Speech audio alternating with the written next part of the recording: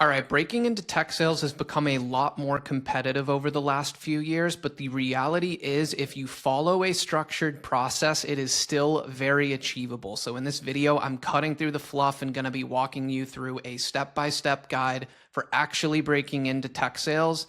So let's get right into it, starting with the first step, which is simply just understanding what the role actually is. And I know that sounds obvious, but you would be surprised how many people skip this. A lot of candidates are just searching for things like remote tech jobs or tech sales jobs, and they don't actually understand what the SDR role looks like day to day. So at its core, just know an SDR exists to generate what's called pipeline. Your job is to create conversations with potential customers and turn those meetings for the account executives on the team. So the way you do that is through high volume outbound. That means cold calling, emailing, LinkedIn messaging every single day with a structured process. And it's also a very metrics driven role. You're usually measured on things like the number of meetings you book, the amount of pipeline you create from those meetings. So there is a scoreboard, and generally everyone can see how you're performing at any given time. And the other reality that you should understand is that rejection is a part of the job. You are going to hear no a lot. That is normal. So the reason still that people pursue this career path and what you should communicate in the role is because it's the most common entry point into a long-term sales career. If you perform well as an SDR, the typical path is then to get promoted into an account executive role and grow your career from there. But I think it's important to say this up front, because if you really dislike structured work, repetition, being told no, being measured on performance metrics, then this might not be the right career path for you. And they are sniffing that out in the interview process. So now, assuming you understand the role and you're still interested, the next step is positioning yourself properly so that companies actually want to hire you.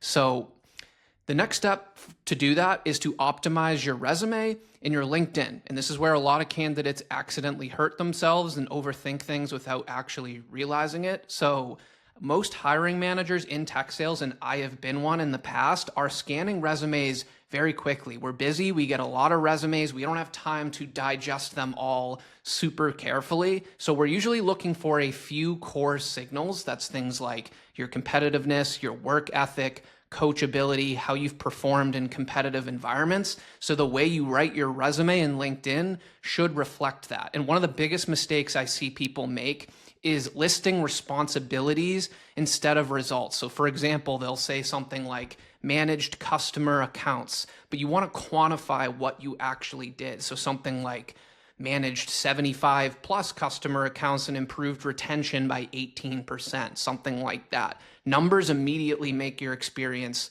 more credible. And you also want to highlight any environment where sales, or not necessarily sales, but just performance mattered. So that could be sales roles, it could be commission-based work, it could be athletics, school-related, competitive internships. Even if a story is like 50-50 competitive, make it sound competitive on your resume and your LinkedIn. Anything where there could have been a perceived scoreboard.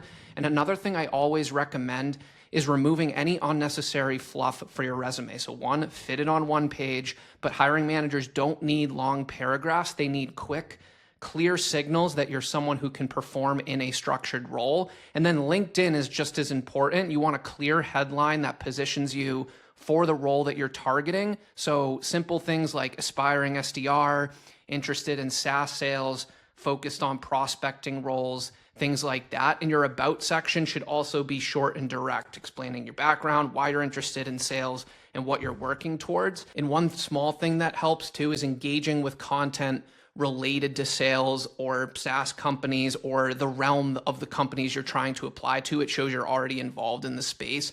And the way I like to think about it is this: it's your resume should read like a quota carrying rep already wrote it. And once you have that foundation in place, the next step is where things start to get a little more proactive on your front. We've built the infrastructure, and this is where you really start to separate yourself from most candidates. Instead of just applying to random companies, you want to build a small list of companies you actually want to work for. So usually that could be something like 20 to 30 target companies as a good starting point. in a OneNote or a spreadsheet, wherever you like to keep track of things.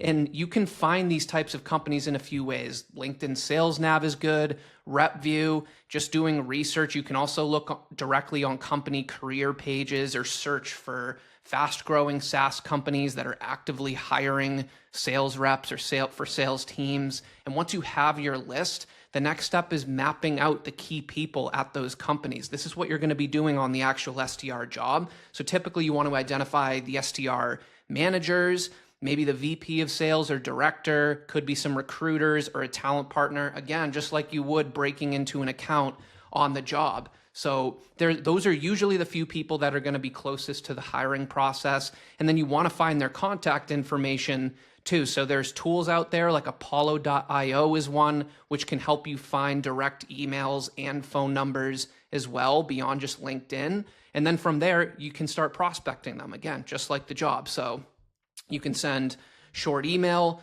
connect on LinkedIn. You can call them if you have their number. The point is you're reaching out directly and starting a conversation. Don't get me wrong. There's a time and place. You can fire out your resume and applications on the LinkedIn job postings because it's so easy and quick to do. But for your select companies you really want to break into, you need to go above that. So the reason this works well is because you're literally demonstrating the job before you even have it. You're demonstrating what you'd be like on the job. So you're showing initiative, research, you have the ability to prospect. And I always tell people, if you're not willing to prospect for your own career, it's hard to believe that a company is going to believe that you'll prospect for their customers. So once you start doing this, it leads directly into one of the biggest mistakes I see candidates make. So the fourth step where a lot of people go wrong is relying entirely on cold applications. Again, if you're just submitting resumes through job boards all day, the response rates are extremely low for that. It's usually 1% or even less,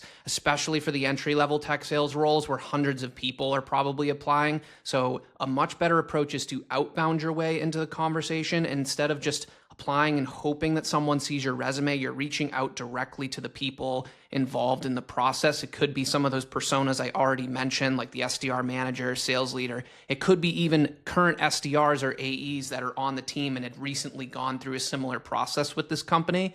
And the outreach itself should be short and intentional, whether it's email or a cold call. So a simple structure that works well. And I either have a video that's coming out soon or already will have come out. I will link to it where I actually go through a cold call script you can use. But a simple structure to get you going is just a quick sentence or two on your background and why you're pursuing a sales career, why you're interested in this specific company and opportunity in the first place, and then asking if they'd be open to a 15-minute introduction. Just know that you're probably getting these people busy. Even though they are in the business of cold calling, you'd be surprised. A lot of them don't like getting cold called. It's bizarre, but it's just the truth. So don't sit there and act like you're going to take 30 minutes of their time.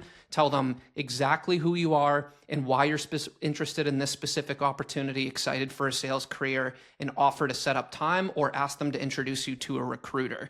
And the important thing to understand too is this is where the interview process really starts, especially if you're in contact with one of the hiring managers. It is that first touch point. So it's how you communicate, how you prepare, how professional you come across. That all matters a lot. So you're not just asking for a job here, you're demonstrating the exact skills that the role requires. So now, assuming you do that well and you actually land interviews, the next step is preparing for that interview process properly. So let's assume you get it.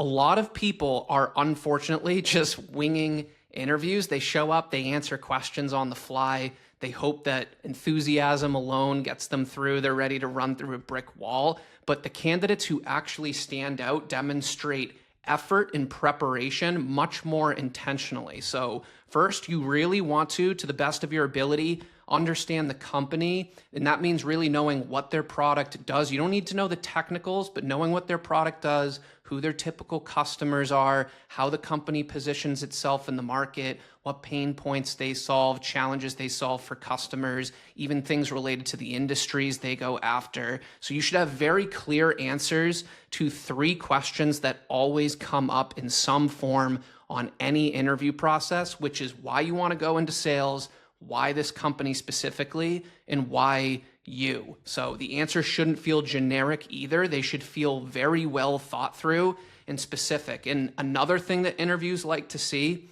is that you've thought about your trajectory. So where do you want to be in 2 or 3 years? Because the SDR role is just an entry-level role. Their goal is not to hire SDRs so that they're SDRs for the next 5 years. And most people entering tech sales want to grow into an account executive role. So you should be able to explain that clearly and explain why. But it's also important to demonstrate qualities that good sales teams look for. So competitiveness, coachability, adaptability, work ethic, things like that. A lot of times that comes through in the examples you share from previous experiences and just how you communicate on the interview itself. And then one thing I always recommend is going into the interview with strong closing questions. Questions that, again, show you've done your research on the company, show you are genuinely thinking about how you would succeed in this role. Because at the end of the day, you don't win interviews just by being enthusiastic. That's part of it. You win them by being prepared. And that leads to the last piece, which is choosing the right company once you start getting offers.